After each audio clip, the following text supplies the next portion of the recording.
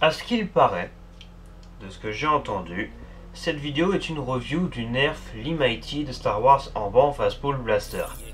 Alors déjà, on va commencer par un point, il ne faut pas confondre ces deux blasters. Ça, c'est le Nerf Star Wars en banc. Ça, c'est le Nerf LMTD Star Wars en banc. LMTD qui signifie Limited, édition limitée, vous avez compris. Et aujourd'hui, on va parler de celui-là, évidemment, le LMTD. Celui-là, on verra plus tard, je l'aurai, on fera des tests, etc. Mais celui-là, c'est un Nerf normal. Donc qualité ou pas, on s'en fout, c'est un Nerf normal. Là, c'est un Nerf édition limitée. On s'attend à une qualité extrême, etc. Cette vidéo va vous montrer, je suis sur la table, hein, je suis pas là-bas parce que t'as vu la taille du truc, pourquoi vous ne devez pas acheter ce blaster. C'est la question à laquelle vous aurez la réponse dans cette vidéo. Et laissez-moi vous dire un truc, c'est décevant. Pourquoi? Je vais vous le dire direct, un Nerf LMTD édition limitée, tout ça, c'est censé être gage de qualité. C'est pas un blaster fait pour s'amuser ou quoi, contrairement aux versions normales. C'est un blaster qui est fait pour l'exposer, le collectionner. Vous voyez le délire, c'est vraiment le truc poussé jusqu'au bout. Donc qualité irréprochable, évidemment. Alors Hasbro, Nerf, déjà qu'on a eu peur que vous annuliez l'édition limitée du en banc après que vous nous ayez annoncé la version normale. J'ai juste une question Hasbro sur le LMTD là. Pourquoi il est cheap?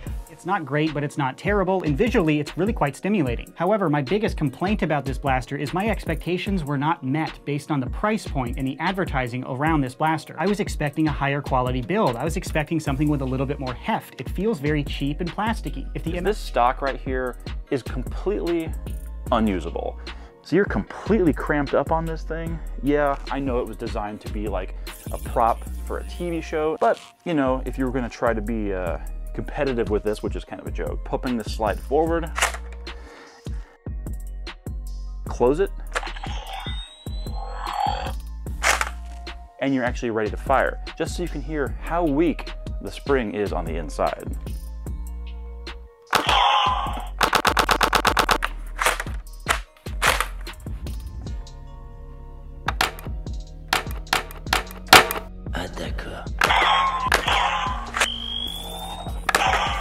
Now let's go ahead and test the jolt.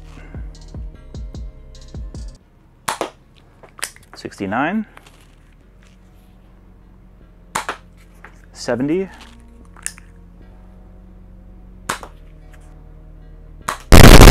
72, 73. So it does look like our OG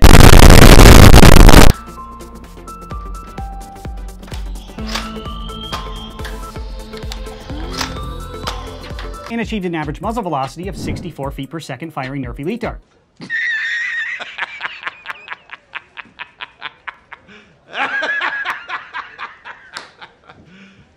you serious? Pourquoi il est cheap alors que c'est un Nerf édition limitée? Est-ce que Hasbro, vous pouvez m'expliquer? Merde quoi, au bout d'un moment, voilà, là je pousse mon coup de gueule, clairement, il est cheap ce blaster alors que c'est un Nerf édition limitée. Ça n'a strictement aucun sens. Enfin cheap par rapport à ce qu'il devrait être. Hein. Clairement au toucher on le sent que le plastique est foireux. Pas foireux, du moins ça n'a rien de collector quoi. C'est un plastoc quoi. Ça a beau être un blaster édition limitée, moi j'appelle pas ça un blaster édition limitée. Il est plastoc. Et vous vendrez ça 130 €.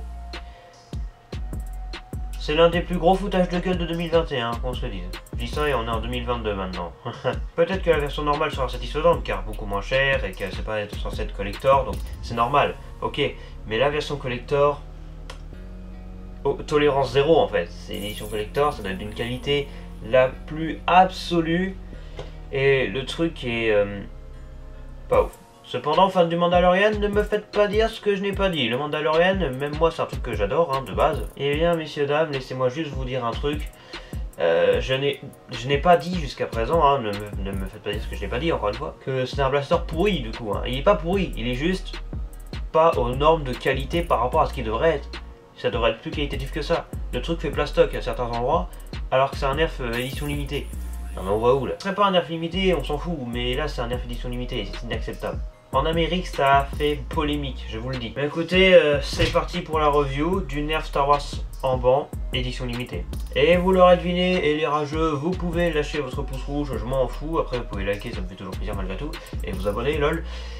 Et oui, c'est la toute première fois de ma vie que je fais une review d'un blaster sans le blaster. Car vous l'avez vu, je pense, il est pas là. Et non, il est pas là-bas, ou là-bas, ou là-haut, il est pas là en fait. Hein. C'est une grosse déception. Vous croyez vraiment que j'allais vous montrer fièrement le blaster en mode ouais, voilà, le blaster, ça mérite même pas d'être devant la caméra en fait. Et c'est con parce qu'à la base, je rêvais de l'avoir. Il a été annoncé il est annoncé en 2020, il est sorti plus d'1 an après, hein, c'était prévu. Comme tout bon Nerf édition limitée. Par exemple, on a un autre Star Wars édition limitée qui vient d'être annoncé, Boba Fett, et lui, ce qui paraît, de ce que j'ai entendu, il va sortir dans 15 mois, donc en 2023.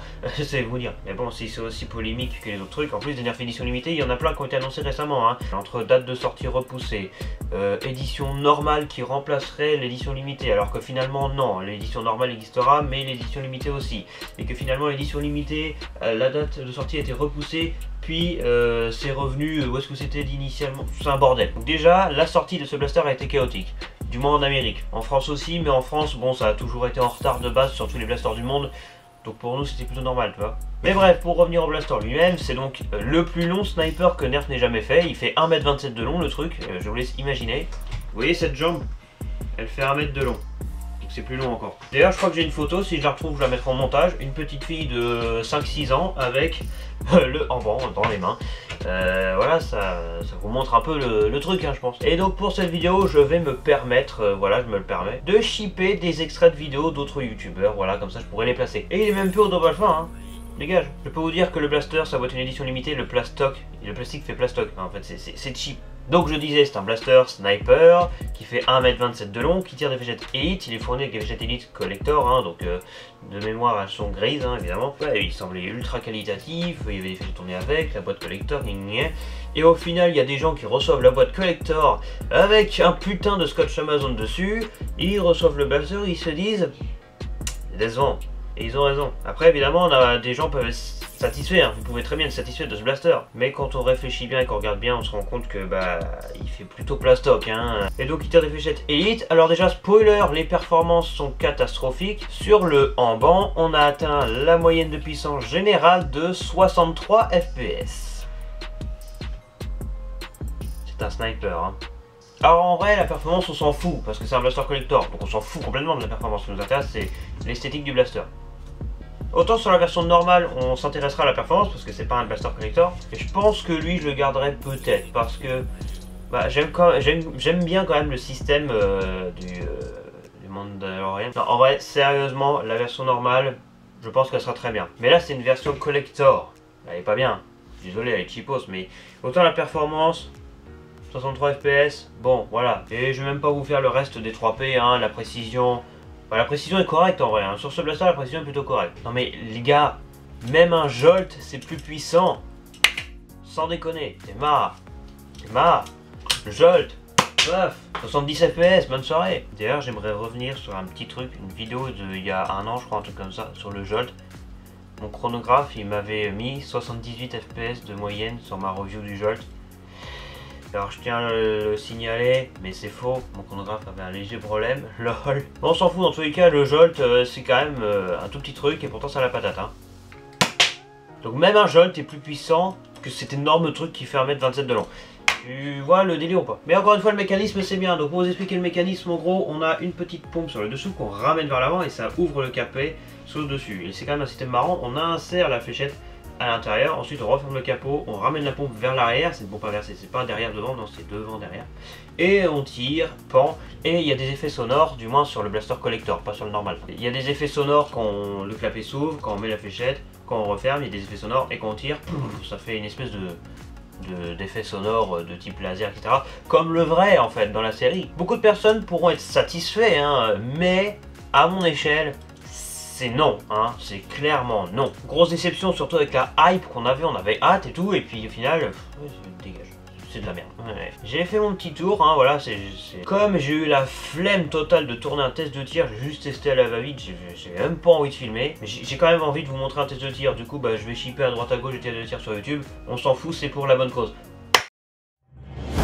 From The Mandalorian, Nerf Limited presents the galaxy's most feared blaster, the Ambin Phase Pulse Blaster.